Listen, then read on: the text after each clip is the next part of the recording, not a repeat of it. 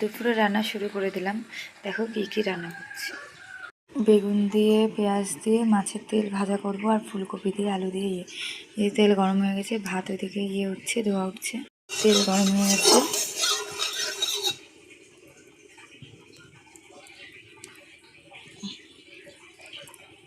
কাঁচা লঙ্কা একটু ছেড়ে দিলাম,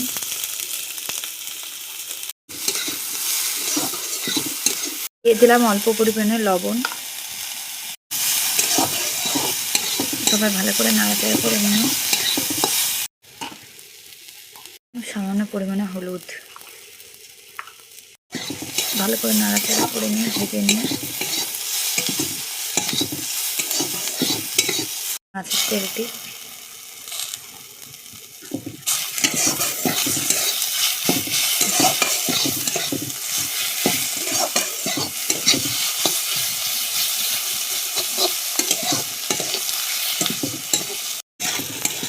তেল বেরিয়ে এসেছে তেলের থেকে, মাছের তেলের থেকে।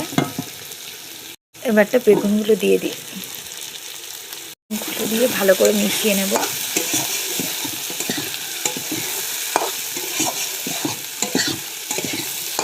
হয়ে গেল মাছের তেল